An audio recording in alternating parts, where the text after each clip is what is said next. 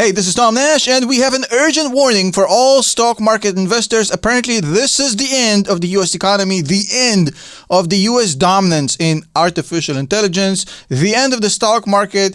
Everybody can run for the hills. Nvidia is going bankrupt. Microsoft's going bankrupt. Palantir is shutting down. It's all over, folks. Run for the hills.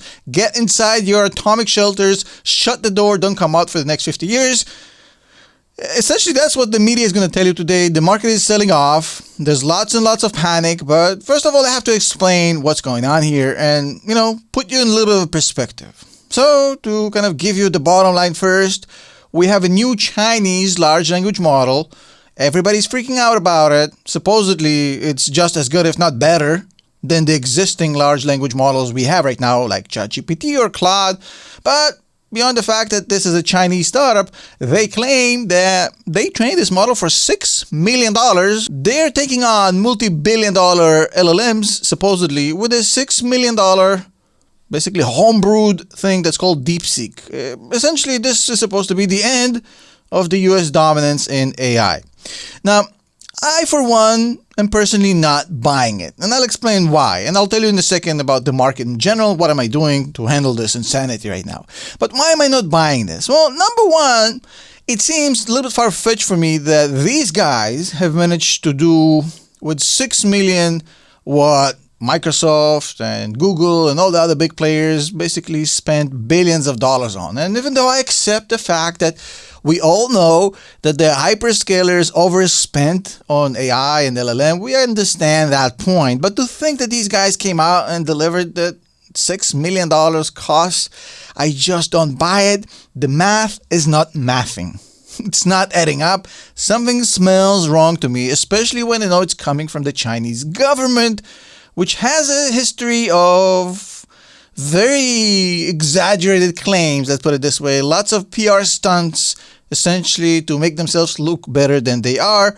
This is straight out of the communist playbook. We've seen this before, especially me and my family as I was growing up in the Soviet Union.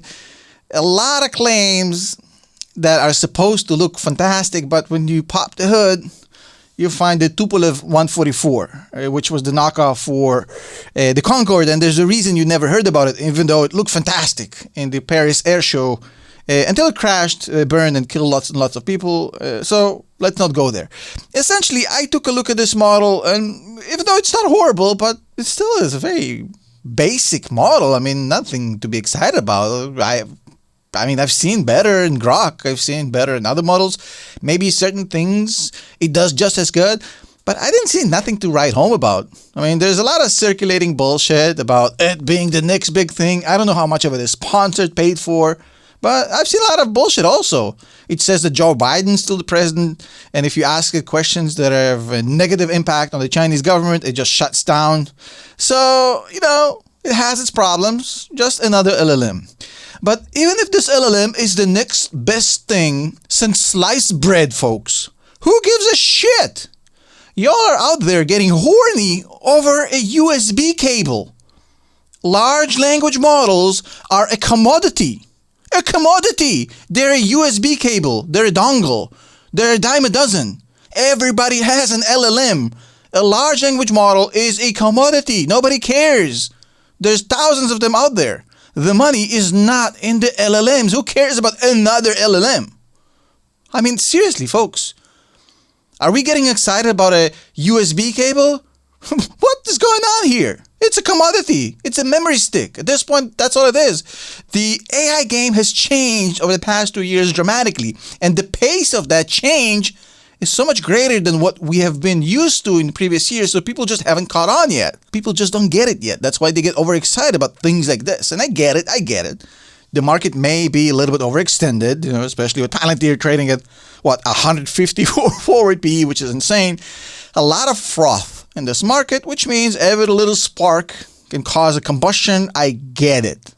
But I just want you guys to watch an interview I've done with Shyam Sankar back in January of 2024, where he spoke about this thing. LLM is just kind of a transitionary phase to what's coming next. And he also repeated this message in this podcast I'm going to show you a little clip of, where he literally says an LLM is a commodity, it's nothing more. Do you think we'll see the commoditization of LLMs? I think so. I'm not saying some won't be better than others, but I'm saying most of them are going to be good enough. And while everybody were asleep at the wheel, guess who saw this first? If you take a look at the interview that Shyam Sankar did in January of 2024, and in January of 2024, he literally spoke about this particular setup. He said, look, folks, large language models are the past. LLMs are a commodity.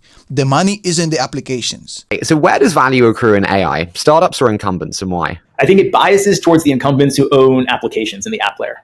Why? I think the models are going to be commoditized because the models are not going to really give you enough of the value. It turns out that like you have the model, then getting to a business outcome with that model happens in an application. He essentially told you for free what's coming, and yet nobody listened. And we're, as a Palantir investors, we're used to it. We're always ahead of the curve. Now, I want to elaborate on what he said, and I want to give you the blueprint on how to make money off of this. Because right now, panic, all this craziness, hold on with that for a second. Think about what's going to happen for the next 5 to 10 years. Where the money is going to be in the AI revolution, right? The money is not going to be in the large language models. The money is in 3 categories, and 3 categories only. Number 1, infrastructure. Anything from semiconductors to servers, essentially NVIDIA, ASML, TSMC. Number 2 is the operating system, the software side.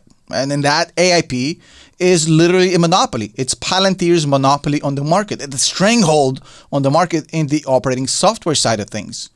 You ever wonder why Palantir raised by 371% over the past 12 months? I mean, the share price quadrupled in price in a year. Why? Well, that's because smart investors understand that the next wave is the operating software, and there's only one player really in that game, which is Palantir. Now, another thing that people kind of sleep on is the third category. We talked about the infrastructure. We talked about the operating software. But what about the real-life implementations? The physical stuff? Taxis? Humanoid robots? I mean, these things fueled by AI are literally the next industrial revolution. Think about factories, think about jobs, think about what it's going to do to the economy. And in that sense, there is no better company to invest in than Tesla, both in robotaxis and humanoid robotics. And that is why, despite all the hype I'm hearing from mainstream media over the past 2 years, I still understand that Palantir is dirt cheap, that Tesla is dirt cheap, and most of all, NVIDIA is dirt cheap, trading at 35 PE with a rule of 40 of 300 or something like that. That company is out of this world. It's not that expensive. The other two are even cheaper if you understand the true potential of Palantir, Tesla, and NVIDIA. And now we're getting to the interesting part. So we're seeing this market basically selling off, lots of panic, lots of pandemonium. People are running around like headless chickens, like lemmings jumping off cliffs. And I'm going to just remind you a few times where we had this before, right? Obviously, 2022 came and went. A lot of people have made money in 2022 by buying Palantir at $6, $7, $8, $9, $10 and then watching it go to $80, right? It took a whole year, but nevertheless, eventually the inevitable happened and the good fundamentals of the company have beaten the short-term sentiment.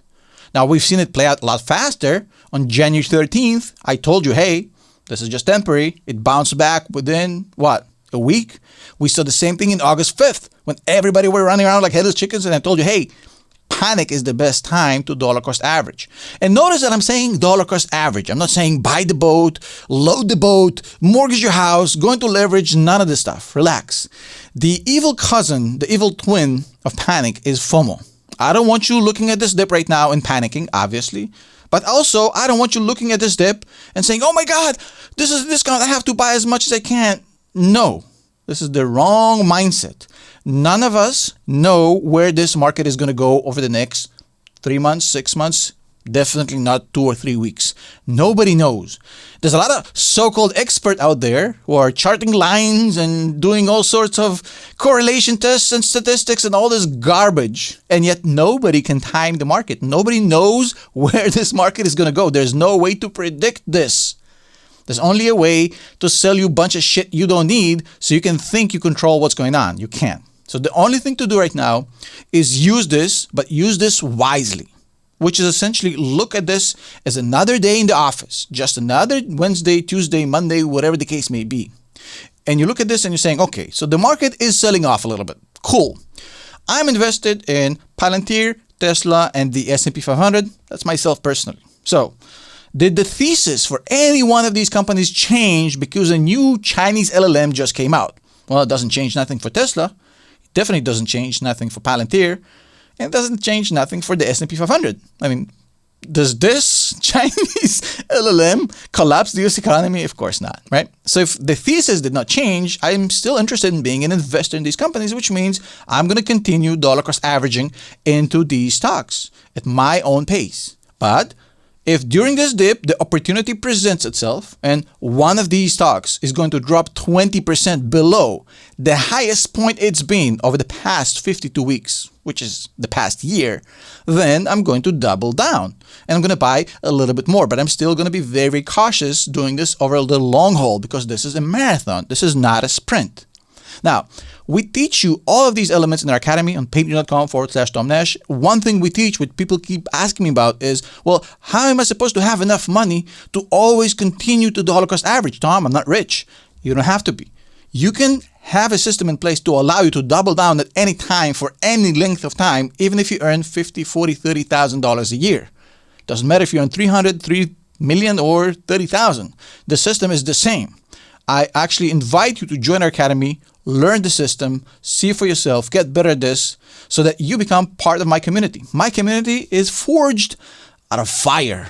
These guys today are smiling, eating popcorn, and absolutely not getting excited because they know exactly what to do. They have a plan. They've been preparing for this for years, months, some of them, but essentially we know exactly what to do. And you can become a part of this as well. I invite you to join patreon.com/Tom Nash. We are actually shutting down the academy on February 1st for an indefinite time until we get things together. There's just too many people right now. So this is the last chance to join. And then there's also one spot that opened up on my personal private access. I have private access for 5 people. They can have one-on-one with me.